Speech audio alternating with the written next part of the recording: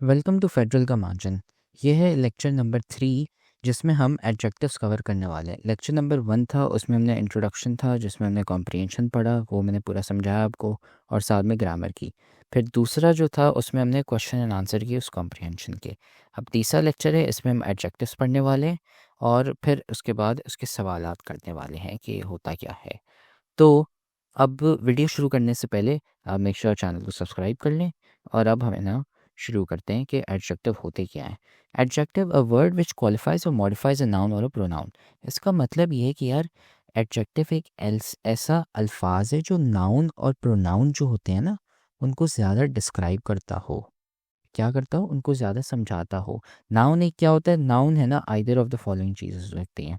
Name मतलब किसी का नाम, प्लेस मतलब कोई एक जगह, एनिमल मतलब जानवर, ऑब्जेक्ट मतलब कोई सी भी एक चीज़ या थिंग।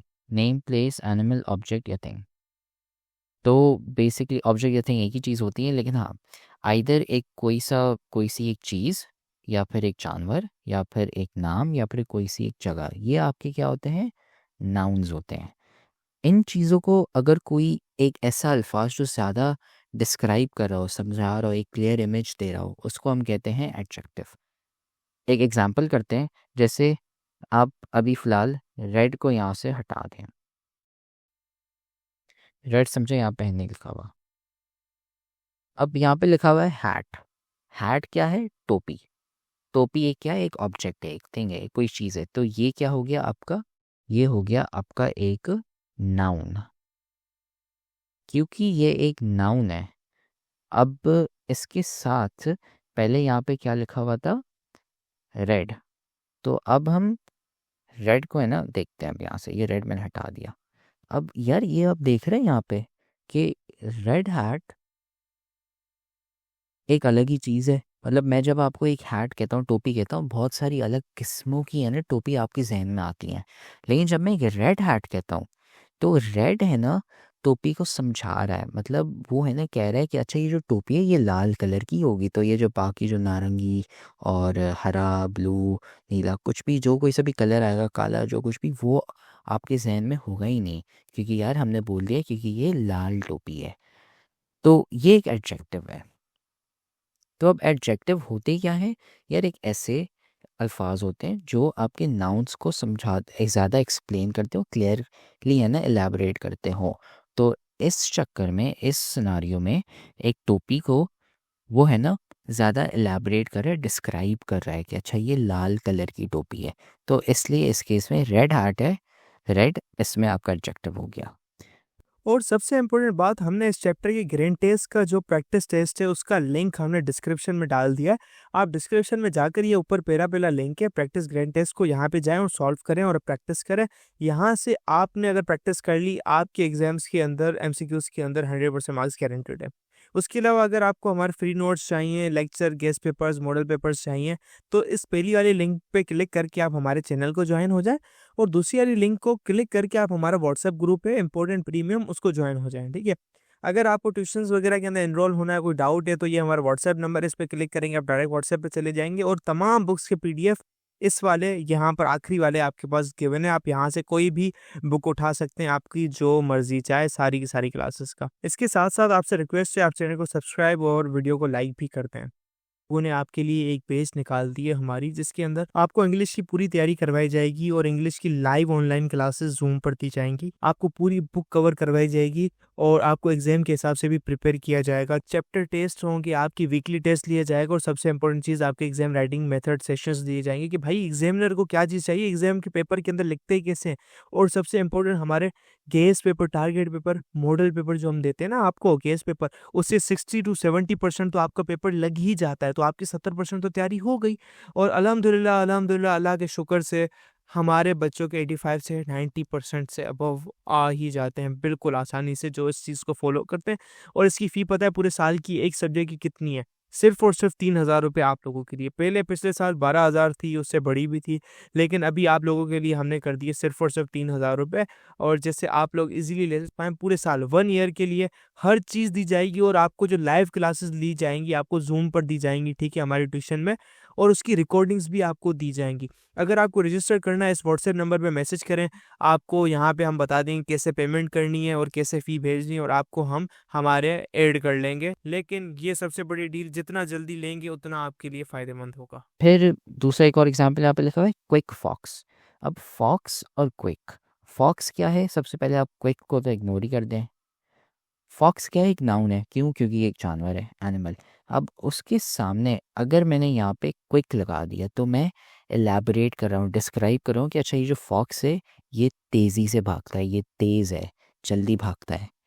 तो जब आप ये करते हैं तो आप ज़्यादा फॉक्स को एलैबोरेट करें, डिस्क्राइब करें कि ये होता क्या है।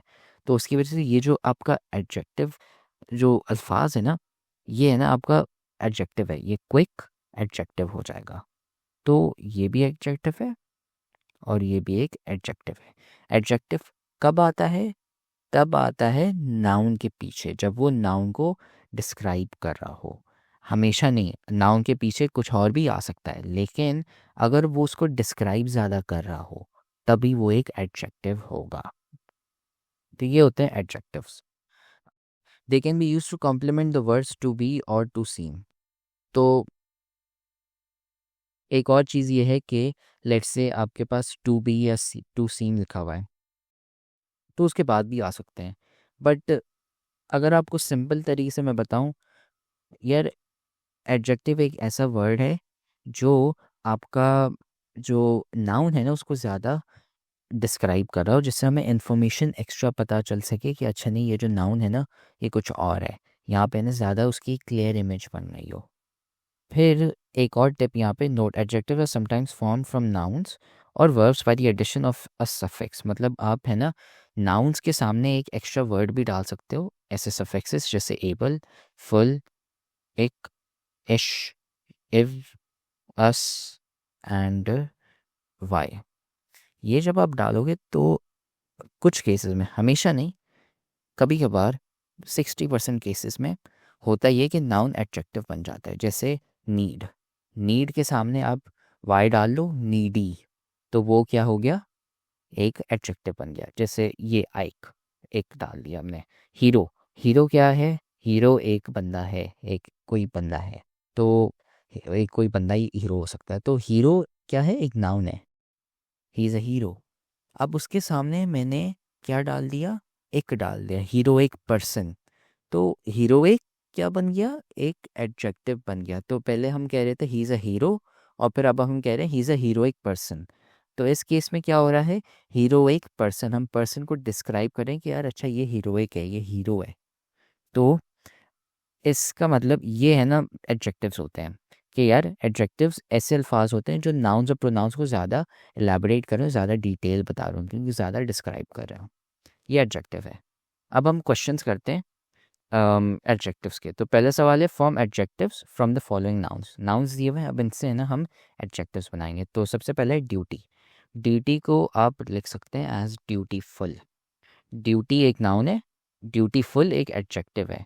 तो आप लेट्स से फॉर एग्जांपल कहते हैं ड्यूटीफुल पर्सन, तो उसका मतलब ये कि यार ये एक ऐसा पर्सन है, एक ऐसा बंदा है जो अपनी ड्यूटीज़ पूरी करता हो, सब काम कंप्लीट करता हो टाइम पे, ये है ड्यूटीफुल। वो ज़्यादा पर्सन को एलैबोरेट कर रहा है, एक्सप्लेन कर रहा हो। फिर हम लिखते हैं आइस। आइस को आप लिख सकते हैं एज आईसी। लेट्स से आपने आईसी, आपने एक लॉलीपॉप ले ली, लॉलीपॉप लॉलीपॉप होती है, लेकिन अगर आपने आईसी लॉलीपॉप बोला तो यार वो लॉलीपॉप है ना ठंडी है, बर्फ़ की तरह है, आईसी है, बर्फ़ है। तो आप ज़्यादा है ना लॉलीपॉप को एक्सप्लेन करो, डिस्क्राइब करो, उसकी वजह से आईसी होगा ये। फिर तीसरे पे आ जाते हैं पीस। पीस की जगह इसकी इसको है ना आप बना सकते हैं एडजेक्टिव में बाय राइटिंग पीसफुल। पीसफुल का क्या मतलब है, मतलब सुकून। जैसे फॉर एग्जांपल पीसफुल सिटीजन, मतलब इसको है ना कोई जंग करने का है ना शौक नहीं है इस बंदे को, ये सुकून वाला बंदा है, पीसफुल। तो पीसफुल है वो ज़्यादा एलैबोरेट करें, एक्सप्लेन करें कि अच्छा ये बंदा है ना इस तरीका है। आप पीसफुल सिटीजन या पीसफुल स्टेट कुछ भी कर ले, मतलब उसका ये है कि यार वो जंग नहीं लड़ते। तो पीसफुल है यार, वो एक्सप्लेन कर रहा है कि अच्छा ये सब है ना पीसफुल है लोग। फिर आते हैं ब्यूटी पे। ब्यूटी बहुत आसान है, इसको आपने ब्यूटीफुल लिख लिया, ये औरत ब्यूटीफुल है, दिस वुमेन इज़ ब्यूटीफुल, बहुत सिंपल है। तो इससे आपका क्वेश्चन 1 हो गया। फिर क्वेश्चन 2 पे आते हैं। Read the given sentences below and circle the adjectives. तो सबसे पहले आप करेंगे ये कि यार मैं सेंटेंस को पढ़ूंगा। The homeless beggar hasn't eaten in days. अब मैं इसमें नाउन्स ढूंढूंगा। तो सबसे पहला नाउन मुझे दिख रहा है वो है बेगर, और बस ये नहीं है। अब यार इसमें मुझे एडजेक्टिव देखना है कि यार अच्छे से पहले जो आता है वो एडजेक्टिव है या नहीं। तो हम ये देखते हैं होमलेस। होमलेस एक एडजेक्टिव है। क्यों एडजेक्टिव है? क्योंकि यार लेट्स से मैं खाली लिखता हूँ बेगर, भीख मांगने वाला, लेकिन फिर मैंने होमलेस बेगर लिख लिया, वो ज़्यादा एलैबोरेट कर रहा है, डिस्क्राइब कर रहा है कि अच्छा ये जो बेगर है इसके पास घर नहीं है, ये इस बेचारे के पास घर नहीं है। इसमें आपका होमलेस एडजेक्टिव हो गया। इसमें और कुछ नहीं होगा, हैज़ेंट, डेज नहीं। ईटन, ईटन जो है इसमें ये आपका एक वर्ब हो गया, पास्ट पार्टिसिपल होगा। अगर ये हंग्री होता तो तब ये एक एडजेक्टिव होता, लेकिन इस केस में ये नहीं है। फिर अब हम आते हैं पार्ट 2 में। पार्ट 2 में the fox is a sly animal. अब इसमें नाउन्स कौन से? एक तो फॉक्स है हो गया हमारा, ये जानवर है, और एनिमल इटसेल्फ। अब इसमें फॉक्स ये सब कर लिए, अब हम एडजेक्टिव ढूंढते हैं। अच्छा सबसे पहले तो यार द, ये नाउन है, इसके पीछे द आ रहा है। यार द तो नहीं है। क्यों नहीं हो सकता? क्योंकि द एक प्रपोजिशन है, तो द तो आंसर नहीं है, ये तो एडजेक्टिव नहीं है। फिर आता है स्लाई।